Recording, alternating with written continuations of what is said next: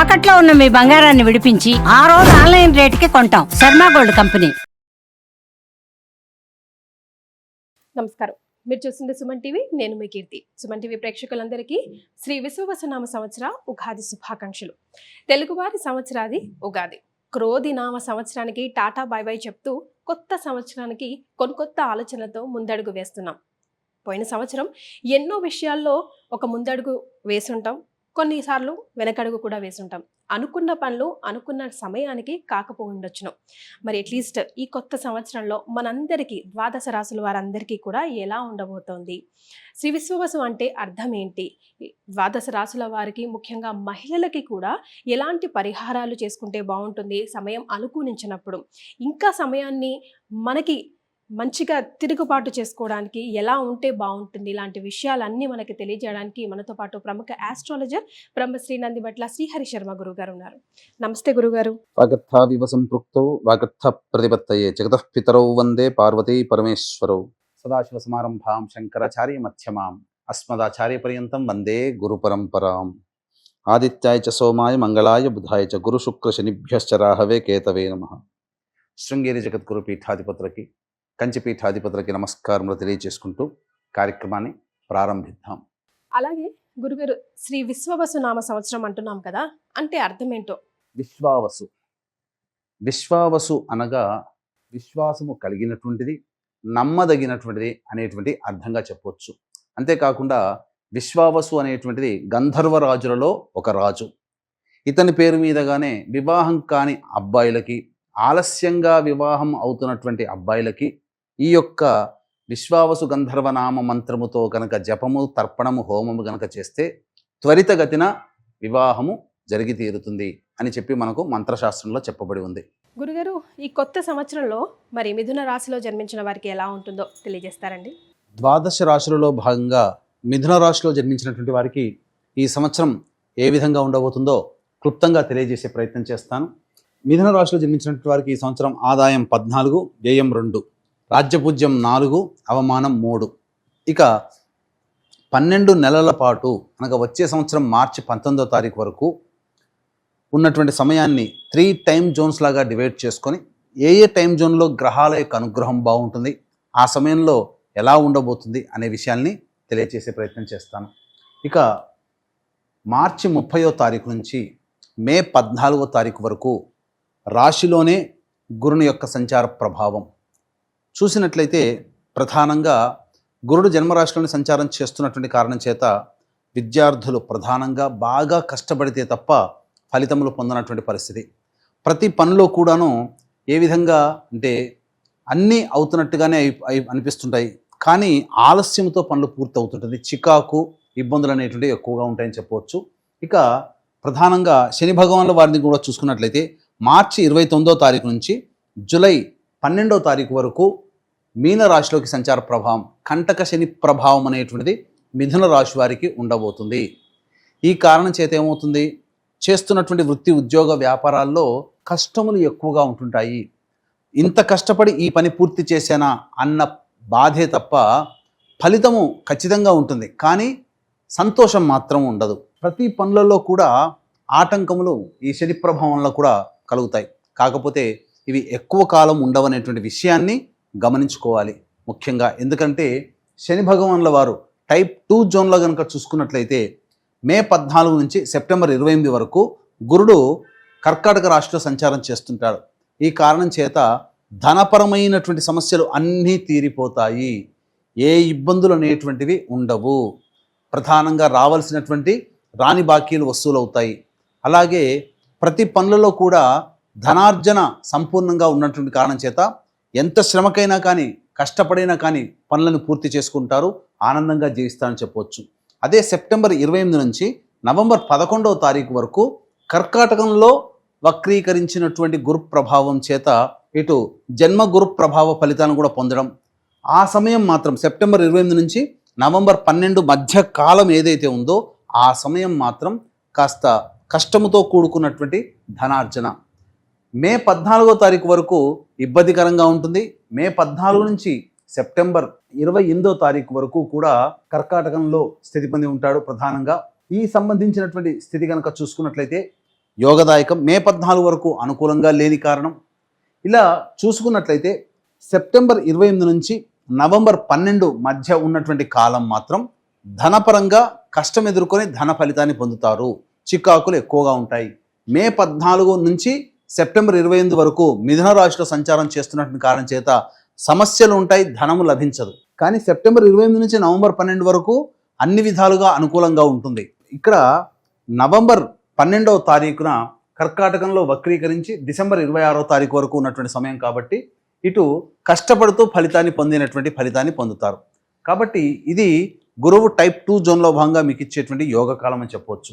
ఇక శని భగవానుల వారిని చూసుకున్నట్లయితే ప్రధానంగా మార్చి 29వ తారీఖు నుంచి జూలై 13వ తారీఖు వరకు మీనరాశిలోనే సంచారం చేస్తాడు. జూలై 13 నుంచి మీనరాశిలో వక్రీకరించి ఉంటాడు. తదనుగుణంగా ఏమవుతుంది, ఇటు నవమ స్థాన ఫలితాన్ని కూడా ఇవ్వబోతున్నాడు ఈ యొక్క మిథున రాశిలో జన్మించినటువంటి వారికి. ఇది ప్రధానంగా కీలకమైనటువంటి సమయం. ఇక్కడ జూలై 13 నుంచి అక్టోబర్ 9 వరకు తండ్రి గారి ఆరోగ్యం పట్ల శ్రద్ధ వహించాల్సినటువంటి పరిస్థితి. విదేశీ యానము, విదేశీ విద్యకు సంబంధించినటువంటి చేయ ప్రయత్నాలన్నీ కూడాను కొలిక్కి వస్తాయని చెప్పవచ్చు. ఇది ఈ సమయం. అలాగా అక్టోబర్ 10వ తారీఖు నుంచి నవంబర్ 26వ తారీఖు వరకు కుంభరాశిలోనే వక్రీకరించి స్థితి పొంది ఉంటాడు. ఇది ప్రధానంగా ఏమవుతుంది, అష్టమ శని ప్రభావాన్ని కూడా ఇస్తుంది. ఈ కాలం మాత్రం అక్టోబర్ 10 నుంచి నవంబర్ 26 మధ్య కాలం మాత్రం ఆరోగ్యం పట్ల శ్రద్ధ వహించాల్సినటువంటి పరిస్థితి.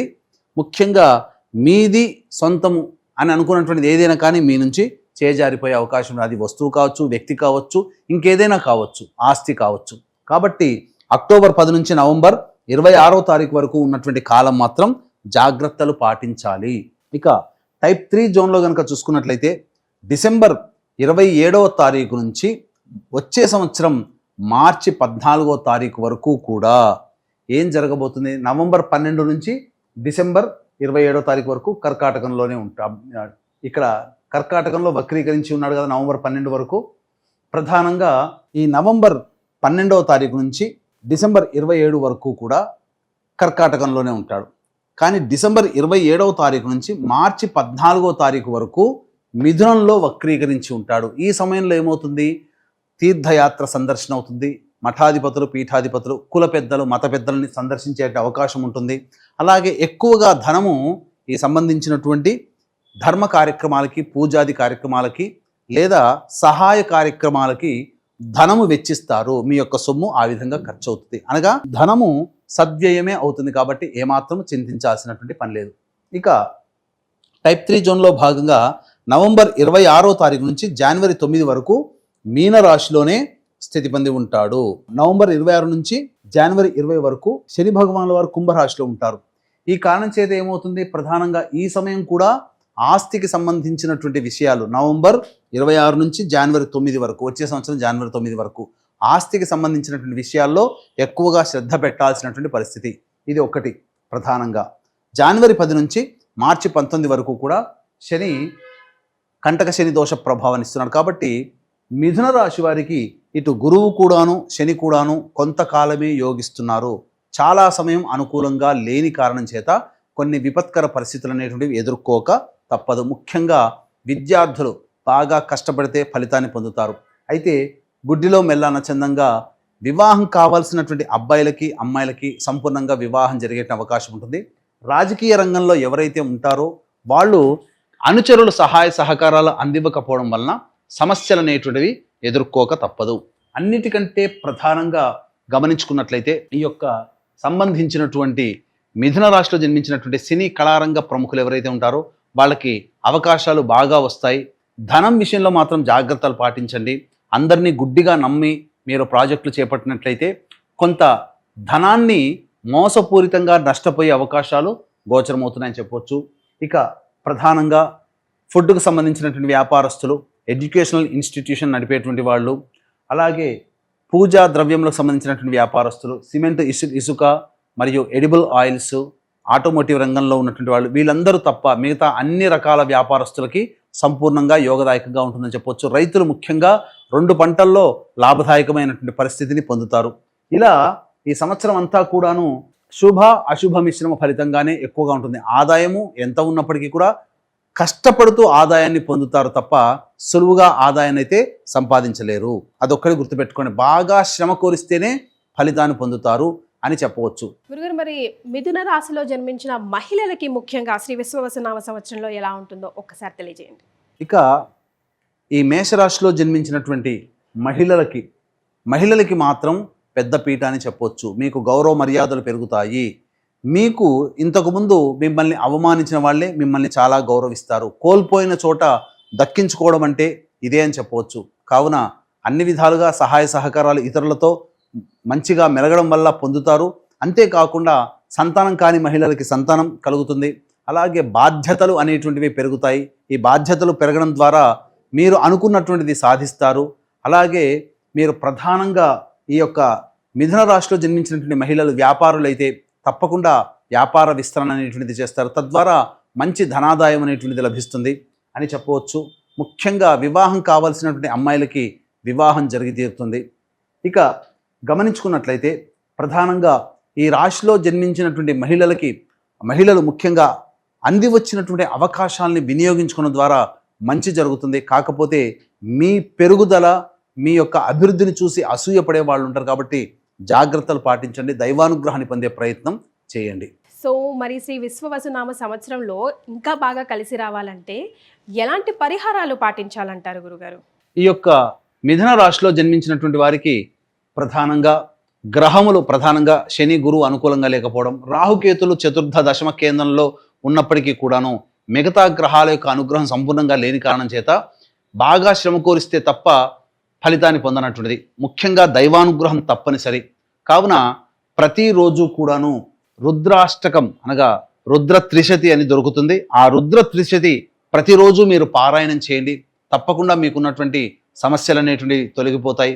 అంతేకాకుండా మీరు ఏదైనా పని మీద బయటికి వెళ్ళేటప్పుడు ఇంట్లోని పెద్దల ఆశీర్వచనం తీసుకొని, అలాగే గ్రామంలోని శివాలయంలో కానీ లేదా ఎక్కడైనా కానీ శివాలయంలో కానీ అర్చన జరిపించుకొని వెళ్ళండి. తప్పకుండా మీరు విజయవంతులై తిరిగి వస్తారని చెప్పవచ్చు. అంతేకాకుండా ఈ యొక్క విశ్వావసునామ సంవత్సరం మిథున రాశిలో జన్మించినటువంటి వారికి అందరికీ కూడా సంపూర్ణముగా అనుగ్రహించాలి. మీ యొక్క సంకల్పం నెరవేరాలి. అంతేకాకుండా మీకు సమస్యలు ఎదురైనప్పుడు మీరు దగ్గరలోని ఏ పండితుని దగ్గరికి వెళ్ళినా మీ జాతకాన్ని చూసినప్పుడు ఎటువంటి పరిహారాలు చేయమని చెప్తారో అటువంటి పరిహారాలన్నీ కూడా ప్రతి నెల ఒక్కొక్క క్షేత్రంలో చేయించడం జరుగుతుంది. దీనికి శ్రీకారం మహామహిమాన్వితమైనటువంటి సుప్రసిద్ధ కాశీ క్షేత్రంలో ఏప్రిల్ 18వ తారీఖు రోజున చుట్టబోతున్నాం.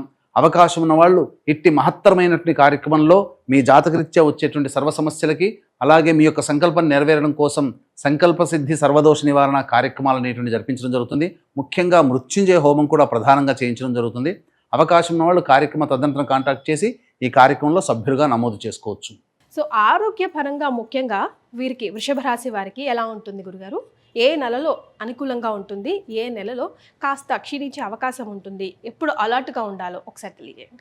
ఇక ఈ యొక్క కర్కాటక రాశిలో జన్మించినటువంటి వాళ్ళు ఏ సమయంలో జాగ్రత్తలు పాటించాలి ఆరోగ్యపరంగా వాహనాన్ని నడిపేటప్పుడు ఇలా అని అనుకుంటే, ప్రధానంగా జూలై 27వ తారీఖు నుంచి సెప్టెంబర్ 12వ తారీఖు మధ్యకాలము, డిసెంబర్ 6వ తారీఖు నుంచి వచ్చే సంవత్సరం ఫిబ్రవరి 23వ తారీఖు ఉన్నటువంటి మధ్యకాలం వాహనాన్ని నడిపేటప్పుడు జాగ్రత్తలు పాటించండి.